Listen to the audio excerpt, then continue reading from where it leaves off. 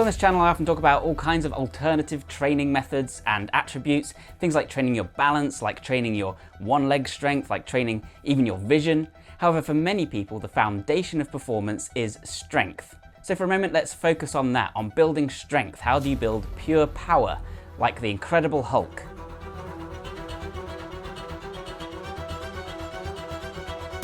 So most people who come to this channel often will understand the basics of strength training.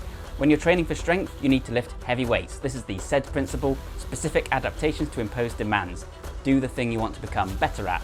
If you're lifting a heavier weight, say up to 90% of your 1 rep max or even slightly higher, then you need to reduce the number of repetitions you do for obvious reasons because you physically can't do that many.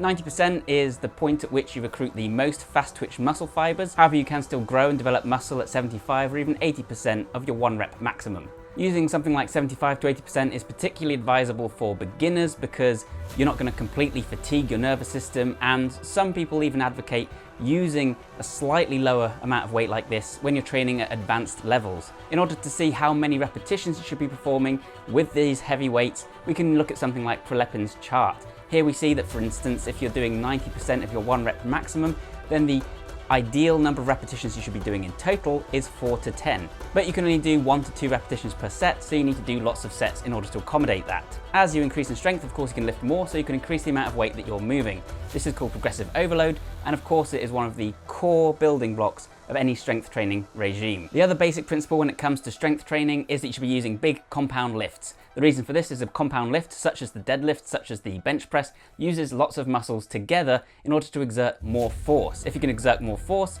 that means you can lift heavier weights, and if you're trying to get stronger, then lifting more is the objective. At the same time, this teaches your body to use those muscles all together as a single cohesive unit, and that in turn means you're more functional. You can transfer that strength more to the real world. Training programs like Strong Lifts 5x5 are built around these principles and are a great starting point if your main goal is to build strength in those key lifts. However, if we really want to be super strong like the Incredible Hulk, then of course we want to take things a little bit further. First of all, we want to define strength. There is of course a difference between absolute strength and relative strength. Absolute strength is the total strength that you have, the amount of weight that you can shift. Relative strength, on the other hand, is your strength to weight ratio. We can also divide strength into max strength, also called limit strength, which sounds awesome, starting strength, and strength endurance. And these three different things describe different facets of your strength.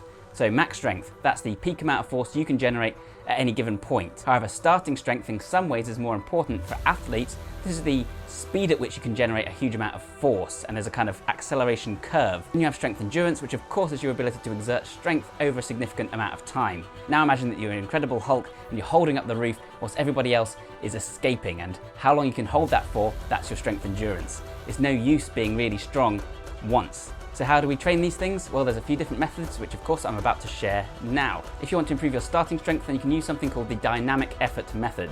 And this is going to improve our rate of force development, which is that initial burst off the starting blocks. To do this, we're going to be using slightly lighter weights, and we're going to be focusing on the speed at which we go through the motion. The ideal amount of weight is 50 to 70% of your 1 rep maximum. So for instance, if you normally bench press 100 kilograms, you're going to take 50 kilograms and then you're going to perform the movement, but you're going to focus on going as fast as possible and exploding through that movement. I really like what Ross Edgley says, which is to imagine that you're trying to launch the bar through the ceiling, but of course don't let go or you'll be banned from your gym. When you do this, you're using something called compensatory acceleration. In other words, you're still producing the same amount of force you would be for the heavy weight, but now some of that is in the form of acceleration rather than just lifting that amount of weight. And what this should do is to improve your neural drive so that you can recruit muscle fiber more quickly, improve your rate coding so that they're firing faster, thus giving you the speed initially in the movement. If you've improved your squat a huge amount but you haven't improved your vertical leap, then using this kind of training could be what's missing. That, and you might also be too heavy, which is why you can also use plyometrics. The Westside Barbell system, which is where the dynamic effort method comes from,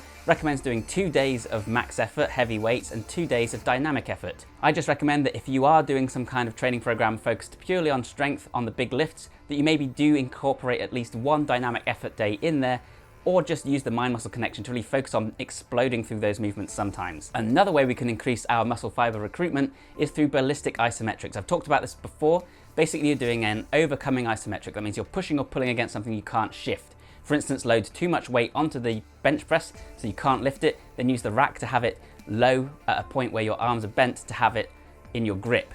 Now you're going to attempt to press it, but obviously you're not going to be able to do it. Ideally, you want to contract for 6 seconds each repetition, and you need to go through 3 different joint angles. So you're going to have it lower, around the middle, and then arms nearly extended. And the reason for this is that isometrics only affect 30 degrees of the joint angle range of motion. The ballistic aspect of this means that you're going to be trying to burst into that movement. So you're going to push as hard as you can all of a sudden, and you can do this in a kind of pulse method. So burst into the movement, hold it, another burst, and of course what you're doing here is telling your body to recruit those big muscle fibers in order to generate that force and acceleration. Of course, nothing's going to happen, but it's the intent that creates that important connection.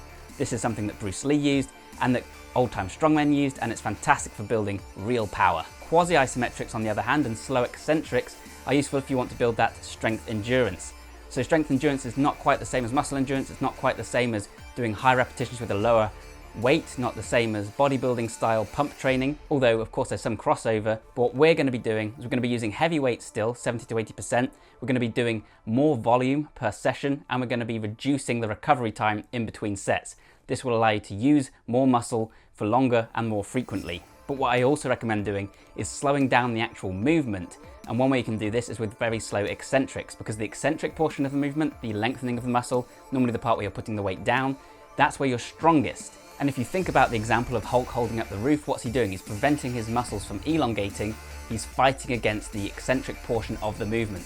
So by very slowly lowering weights that are extremely heavy, you can build up your strength endurance and exert force for longer. And Quasi Isometrics take this concept to the extreme by challenging you to perform a range of motion, taking about a minute to do so. So of course you're going to really drop down the weight now. You might even just use your body weight. You're going to do something like a pull-up or a squat, and you're going to take an entire minute or even longer to perform the whole movement. And what this is going to do is it's going to improve your mind-muscle connection, because you're going to really feel yourself moving. At the same time, it's going to make sure that there's really no points of weakness in that motion. If you go through a squat normally using a heavy weight and fully explosive movement, then you're going to actually use momentum through quite a lot of the range of motion. That means that if you've got a sticking point, a weak area, you can just power on past it and never have to deal with it. If you slow things right down, you can really feel your technique all the way down, and you can feel where you're weakest, and this allows you to work on that, thus making you much stronger overall. Finally, one other technique I recommend for improving your max strength in particular is heavy partials. So extremely heavy partials mean that you're taking a really heavy weight and then you're moving it only through a very short range of motion. And one of the exercises best known for this is the rack pull. Here you're going to set up a barbell as though you're going to do a deadlift. You're going to have it raised off the ground on the rack.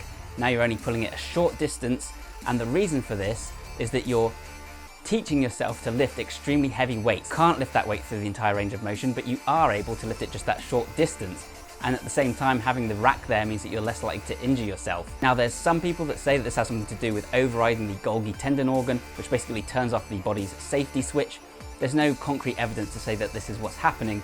However, what certainly does happen is you develop your grip, you develop the supporting muscles so that you become better at the movement, and you build your confidence, and that's huge, because it's scary being under a huge, extremely heavy amount of weight that you might drop on your face or your chest. If you use a heavy partial, you can practice this in a safe environment where injury is very unlikely, and then when you come to do the movement for real, it's much easier and you're much better at doing so. Alpha Destiny is someone who of course has been championing this for a long time, so if you want to learn more about them, then I reckon he's probably your best source of information. Finally, the other question to ask is strong where? Because you can be extremely strong when it comes to deadlifts and squats and bench press, but those are all movements in the sagittal plane. They're all going straight up or straight out, and that's only a portion of your strength. At the same time, many big lift programs that focus on those common compound movements will leave out important aspects of your training, leading to imbalances and issues. For instance, Athlete X, of course, is always talking about the importance of face pulls and similar exercises to train the external rotation in the shoulders.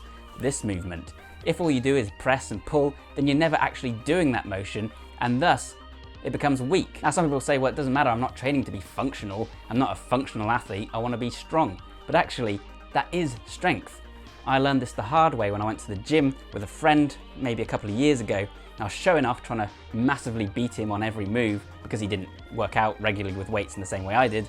And then we came to the reverse flies, and he just wiped the floor with me, and I just looked useless. This is strength. So if you want to be strong, you can't just neglect some aspects of your strength. Likewise, you want to be working on your obliques, on your ability to talk, You want to be working on cross body movements, on your grip, on your neck strength. And if you do all that, then you become far stronger in every angle and from every position. Now no one can push you over. Now you can lift someone by the head with one hand. That's probably something the Hulk would do. You're not only strong in certain lifts. If you're really interested in becoming a power lifter, then of course training just those movements, that's perfectly reasonable. But if you're interested in strength for the sake of strength, for performing like the Incredible Hulk, then I highly recommend that you add these kind of accessory movements to your program in order to make sure that you're plugging all the holes and doing everything that you can be to build strength at every angle and at every speed. Calisthenics will help with this a great deal, and of course old-time strongman training. These guys knew about this stuff. They were constantly lifting really wide bars. They were pressing things over one side of their body with one arm. They even had a lift called the anyhow lift, where they just had to lift a weight anyhow. These guys trained their grip, they used overcoming isometrics, and in many ways, they were really strong. They were the closest thing to the Incredible Hulk. Hope you found that video useful and interesting, guys. If you did, then please leave a like, share it around, and subscribe to the channel. Let me know in the comments down below what I missed, what strength tips you guys have. As many of you know, I do have a book that incorporates all this kind of stuff along with things like mobility, balance training, plyometrics, explosive training, etc. So if that sounds cool, then check it out. The link's in the description down below. It's called Super Functional Training. And of course, we're getting really close now to reaching 100,000 subscribers, which is extremely exciting. So thank you so much for all the support to all of you, and stay tuned because there's going to be some celebrations along the way. I've got some cool videos coming and a couple of other interesting announcements as well. So yeah, it's going to be a big week next week. Thanks a ton for watching this one, and I'll see you then. Bye for now.